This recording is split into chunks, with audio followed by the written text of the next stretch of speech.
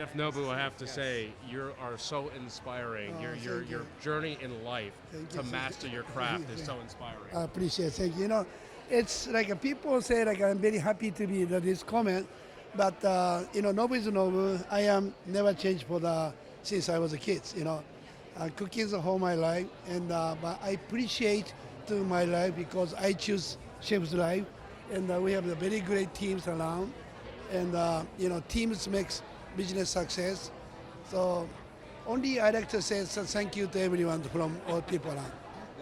Absolutely right. And people, your team is inspired around you because you demand and perfection. And it should be that way, but yet people around you care about you so much. You inspire others. So now we have like a restaurant 5 continent, almost 60 restaurants around. So means I like to say all my team like a family. So that's why I appreciate all my family. So family keep the growing the Nobu restaurant business. Well, Matt, first off, I have to say I love the film. Really, truly enjoyed it, and I think you did a phenomenal job telling this story. I mean, from the first frame, it really integrates like the perfection that Chef Nobu tries to bring into it, and then you were able to show the whimsical sides of him as well. How was it for you to undertake telling a story and that responsibility of a man who is so particular with his life?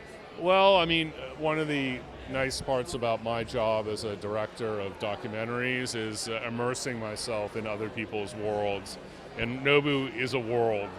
I mean, he started with one restaurant on La Cienega Boulevard in LA. It's still there. It's called Matsuhisa. And then Nobu came a few years later, and that has expanded worldwide. Almost 60 restaurants, hotels. This is a particular universe of great luxury, actually. It's an experience, and it's growing. So to witness that, follow him around, see how he maintains this empire and creates a culture, which I think is really more subtle and more important. Nobu created a culture, and he has to maintain that culture in order to keep the brand, if you will, functional and expanding and desirable. 100%. There was a beautiful scene in there where everybody's talking in that boardroom where they're going over that specifically. When you're kind of a fly in the wall in those circumstances, do you ever not want to? It's kind of like a give and take, right? How far do you push to get the subject matter out? Well, fly on the wall experiences as a director, right? So you come in with big camera crew and you just try to disappear. You don't hide the camera, not what I do in my role, but you have to kind of be subtle enough that you're not going to disturb people or make them self-conscious. So this scene you're talking about was a fight in the boardroom, and it's actually involving Robert De Niro, who's a partner at Nobu. He's owner of the company. And De Niro is, it's sort of Goodfellas De Niro showing up, but it's real. Yeah, no. And he was very unselfconscious and had something to say. And it wasn't performed or staged, but it's a pretty kinetic scene. And he's showing that he's really runs this company with his partners. He's not a passive investor in the company. In fact, he came up with the name Nobu, which is a shortening of Nobuyuki Matsuhisa. So he said, let's call it Nobu, and then a brand was born. But that's Robert De Niro. I love it, really. And how do you feel having the responsibility personally of this undertaking to do that? Well, I'm a journalist. I was the beginning of my career. So writer for Vanity Fair for many years, and I operate under the rules of journalism, which is that everything's fact-based. You don't make things up. You don't doctor scenes. And I fact-check my films, and I don't edit them in a way that's deceptive. And this is cinema verite, is the cinema of truth. Well, that in itself is kind of a lie, because you're editing. No one will want to watch a 24-hour movie, so you have to edit it, which in a way is a bit of a deception. But you have to have a standard of. I won't say reality, but a depiction of the truth, and that's what I aim for in my films. One last question. It's called Live Your Dreams, our podcast. Are you living your dreams? Is this something you thought? I am. I always wanted to be a film director. It really was something I wanted to do. I wanted to be a journalist and a director, and I've been both, and am currently a director. So yes. You have to have you come on the show another day. I would love to. Invite me on. Absolutely. Okay. Matt, you're getting pulled away. Thank you so right. much for everything. You're really inspiring. guys. Truly. It's Thank fun. you so much. Okay. Thank you so much. Take care. Thank you. Drew, I got to tell you, I saw the film, great. and I love your attitude, inside and out. Right? Did I make the cut? You made Well, that's a whole nother story.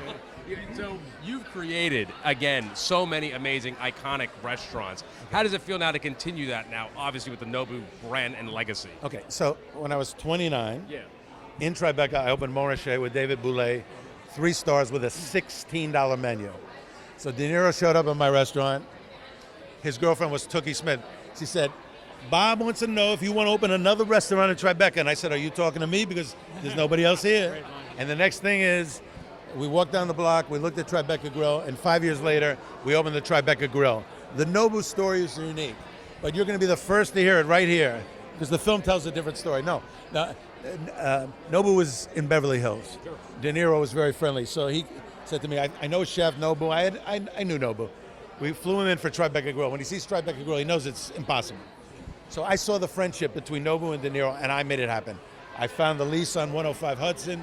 I found the architect, David Rockwell, and then Nobu said no. But that's another story. That's not in the film.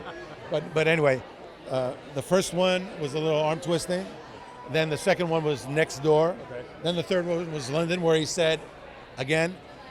So there's a great history. It's not really captured in the movie because he didn't want the movie to be controversial. No. I'm controversial, but it doesn't matter. No, Nobu, the success of Nobu, it's like, I love Daniel Ballou, John George, Eric Repair. They're great friends of mine, and they have wonderful restaurants. Nobody, Danny Meyer, nobody will beat the success of Nobu. Nobody. I mean, Drew, you have such charisma, right? And were you always like this as a young man? Because it's called Live Your Dreams podcast, right? Was this always what you wanted listen to do? Me carefully. I wrote a book. It's coming out in September. You'll have to invite me on your podcast. We will. But here's the title of the book. I'm not trying to be difficult. Oh, wow. And it's about restaurants. So I've worked with the best chefs in America. David Boulay was extraordinary.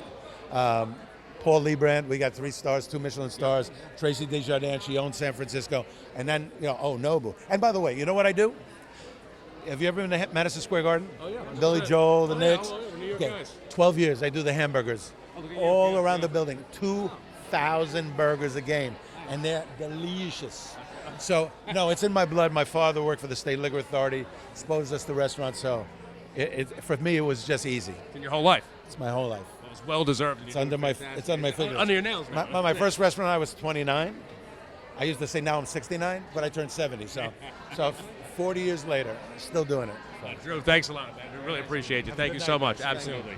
Well, Jeffrey, we're here now in Tribeca. It's a phenomenal festival. And what an undertaking you're responsible for creating this documentary. Because, again, Chef Nobu is such a perfectionist, yet he has this beautiful, whimsical side to himself. How was it being the producer of this and having the responsibility of telling this man's story? It's an awesome responsibility, but it was also, one that was a pleasure to tell. And you kind of start with the Nobu that everyone knew, and whatever it was a couple years ago, all I knew was great restaurants and hospitality, and quickly learned the story behind it and how compelling it was,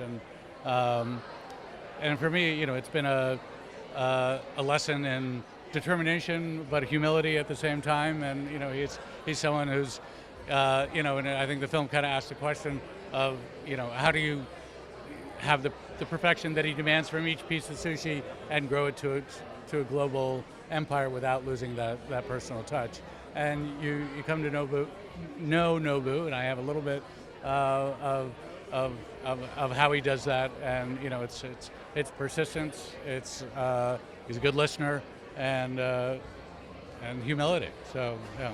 No, you said it best, because he comes across so humble, but yet such a passionate man who also inspires the entire team around him. Yeah. Did you find him inspiring, being around him, getting to create this picture? Absolutely, yeah. And he was always very, very generous with everybody on set, and just made it as much of a pleasure. He's just naturally in the hospitality business, and just made everyone's experience as pleasurable as possible. I wish I could have that on all my films. So, yeah. I think that's beautiful, and obviously you have Vertical Entertainment involved with the film and whatnot. Yeah. Are you excited for what's coming afterwards, distribution? What kind of plans do you have for the film in the pipeline, if you can talk about that?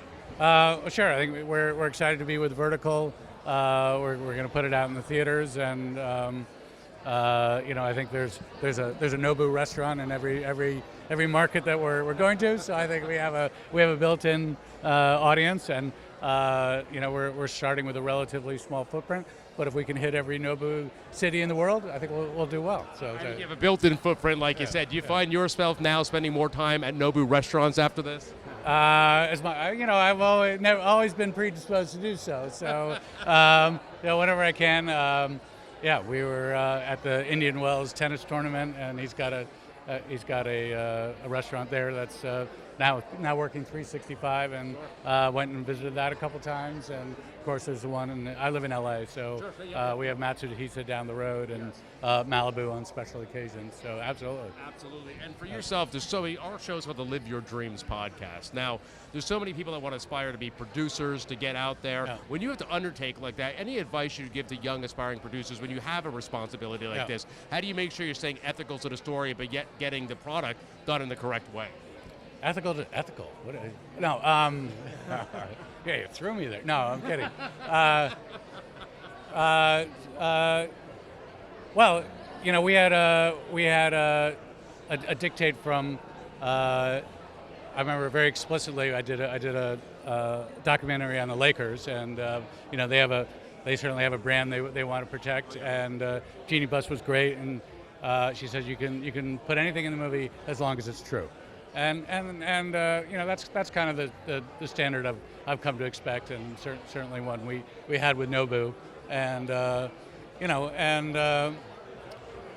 depends. I think there's investigative journalism, which is great. I would say that this was not the intent. I suppose if we turned up, some problems in the organization that we would go there, but that wasn't this film. So I enjoyed that because Matt said the same thing. It was great getting it directed. Yeah. Obviously, you had similar visions because he mentioned that too. Tell the truth in the story. Yeah. My question is a little bit more personal. Are you living your dream? Was this something in your mind when you were young that you were doing currently? I've been failing upward for 30 years. I think what I got out of I was a drama major in college and wanted to be an actor, or at least tried acting. That's great. Yeah. For a few years. I emerged from that chapter with my anonymity still intact, and then I got a job as a script reader, and I worked in development and marketing, and then eventually I started writing, and then writing didn't go as well as I would like, so I promoted myself to a producer. And that's been a good fit for the last 15 years or so. This is fantastic because our viewers want to know how they did it. It's not always a sale. Almost never is. Every overnight success takes at least 10 years. So you're 100%, Jeffrey. Really, you're truly an inspiring individual. We want to keep you here all day. You've been really fantastic. I'm inspired by your story. Thank you for doing it. Thank you so much.